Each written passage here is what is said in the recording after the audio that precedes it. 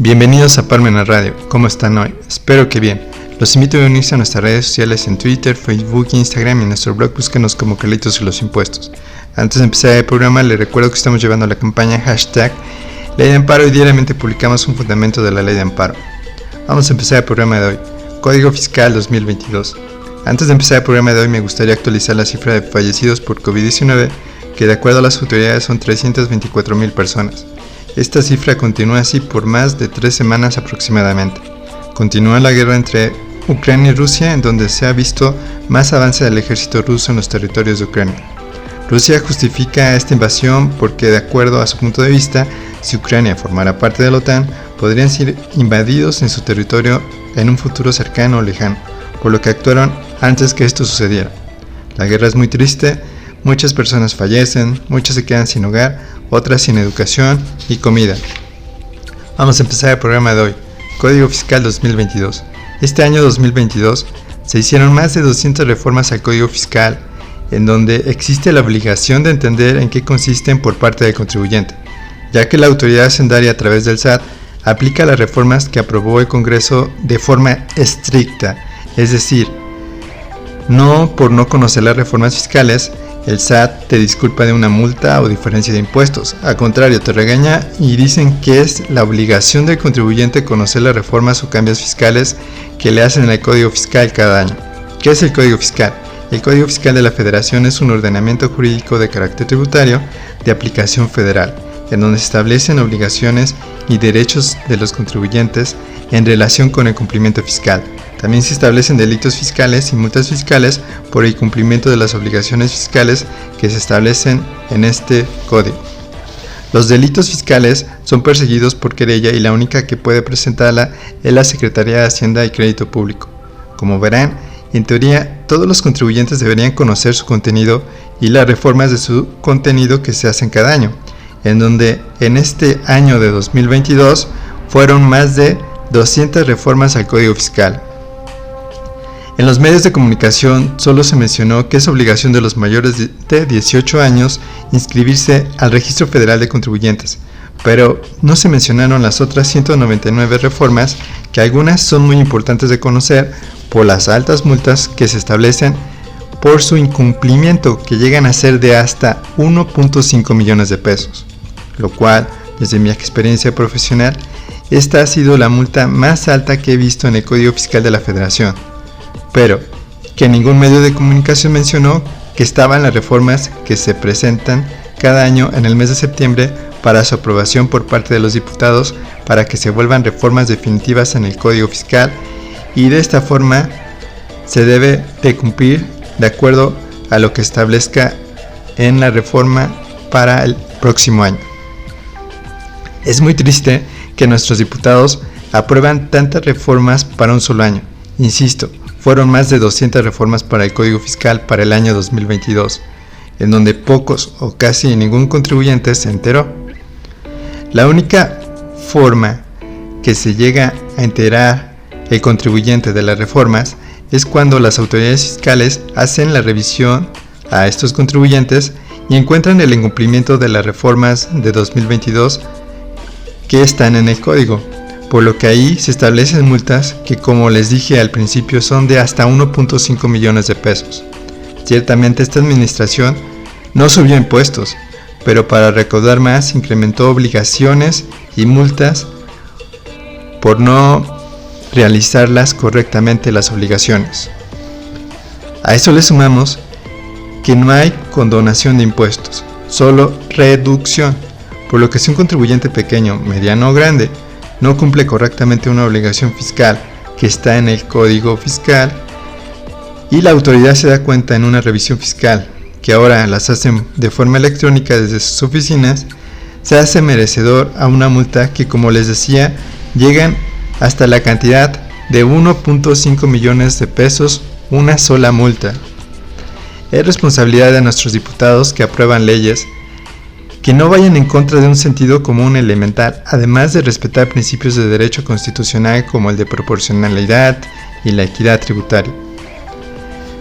¿De qué sirve que en la política se hable de un cambio verdadero? La realidad jurídica del país es contraria a la política. ya que como vemos, existieron más de 200 reformas al Código Fiscal que traen como consecuencia más obligaciones al contribuyente, y si no las cumple, las consecuencias son las multas, cancelación de firma y sellos digitales, aparecer en listas negras, clausuras, embargos, pero sobre todo una inseguridad jurídica, ya que además de estas reformas que debe de cumplir las obligaciones que establecen en el código, también debe cumplir lo que se establece en resolución miscelánea, en donde pueden existir hasta 3 resoluciones en un solo año, donde en estas resoluciones pueden cambiar las reglas, es decir, las obligaciones que tienen los contribuyentes en un mismo año, causando una inseguridad jurídica.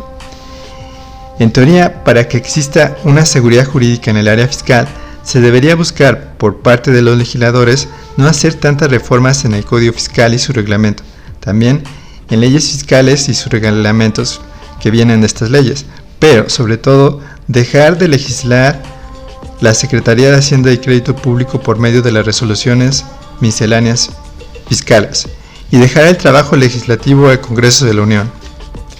Ser un profesionista en el área fiscal debería ser no solo tratar de entender las reformas fiscales de cada año, también se debería opinar en cómo mejorar el área fiscal y hacerla más accesible a los contribuyentes comunes, que son los pequeños, medianos contribuyentes que no tienen dinero para contratar grandes firmas de abogados, fiscalistas y contadores que los orienten en las reformas y lamentablemente se enteran de ellas hasta que las autoridades fiscales los revisan y les establecen las altas multas, en donde las autoridades mencionan que pueden acudir a los medios de defensa, siendo que estos son el recurso de revocación, juicio de nulidad y amparo fiscal, en donde llegan a ser muy desgastantes tanto económicamente por el pago de los honorarios de los abogados fiscalistas como psicológicamente, ya que el contribuyente pierde el sueño, está preocupado todo el tiempo por la resolución que le sea favorable y de esta forma recuperar la garantía que dio en el juicio y lo mejor, lograr las cancelaciones de las multas o créditos fiscales que estableció el SAT. Vamos a comerciales y regresamos. Ya regresamos, el tema de hoy, las reformas al Código Fiscal 2022. Vamos a mencionar unas de las principales reformas al Código de este año 2022, que pensamos que son las más importantes, pero como les dijimos, existen más de 200 reformas. Vamos a empezar con la reforma a la firma electrónica. En el artículo 17D del Código Fiscal de la Federación se establece la negativa del otorgamiento de la firma electrónica avanzada, así como de los certificados de sellos digitales cuando la persona moral solicitante de dicha firma o certificado tiene un socio accionista que cuenta con el control efectivo del solicitante que 1. Se ubique en los supuestos establecidos en los artículos 17H fracción 10ª, 11ª y 12ª. 2. Causales del artículo 69, 12º párrafo, fracciones 1 a la 5ª del Código Fiscal y que no haya corregido su situación fiscal. 3. Que dicho socio accionista tenga control efectivo de otra persona moral que se encuentre en los supuestos anteriores. Luego viene qué son las causales del artículo 69, 12º párrafo, fracciones 1 a 4 del Código. Se establece que tengan a su cargo créditos fiscales firmes, que tengan a su cargo créditos fiscales determinados, que siendo exigibles no se encuentran pagados o garantizados, que estando inscritos ante RFC se encuentran como no localizados, que haya recaído sobre ellos sentencia condenatoria ejecutoria respecto a la comisión de un delito fiscal, que tengan a su cargo créditos fiscales cancelados. Vamos a la siguiente reforma. Esta se encuentra en el Registro Federal de Contribuyentes para mayores de 18 años. Artículo 27A. Ahí establece, las personas físicas mayores de edad deberán solicitar su inscripción al Registro Federal de Contribuyentes. Tratándose de personas físicas sin actividades económicas, dicha inscripción se realizará bajo el rubro de inscripción de personas físicas sin actividad económica conforme al reglamento del Código, por lo que no adquirirán la obligación de presentar declaraciones o pagar contribuciones y tampoco les serán aplicables sanciones, incluyendo las previstas en el artículo 80, fracción 1 de este código. La siguiente reforma la tenemos en el beneficiario controlador. Ahí se establece la obligación de presentar un informe sobre este beneficiario controlador y lo vamos a encontrar en el artículo 32b ter. Las personas morales, las fiduciarias, los fideicomitentes o fideicomisarios, en el caso de fideicomisos, así como las partes contratantes o integrantes, en el caso de cualquier otra figura jurídica, las obligadas a obtener y conservar como parte de su contabilidad y a proporcionar al servicio de administración tributaria, cuando dicha autoridad así lo requiera, la información fidedigna, completa y actualizada de sus beneficiarios controladores. ¿Cuáles son las infracciones por no presentar la información de los beneficiarios controladores cuando lo solicite el SAT? Lo vamos a encontrar en el artículo 84M, que dice: son infracciones, fracción primera,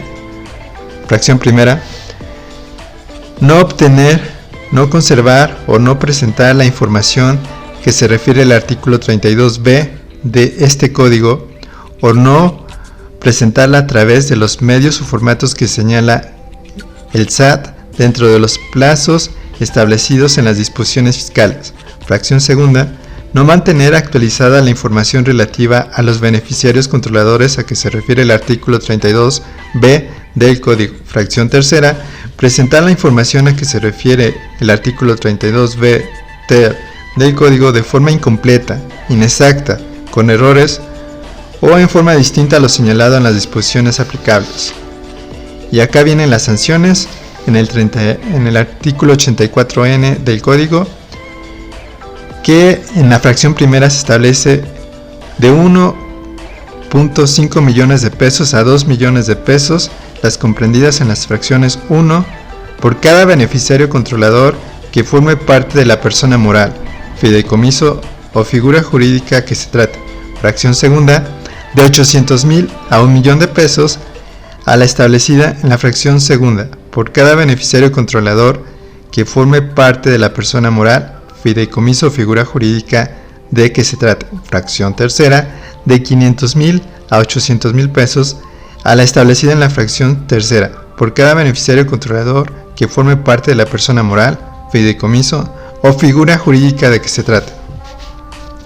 La siguiente reforma es para operaciones inexistentes.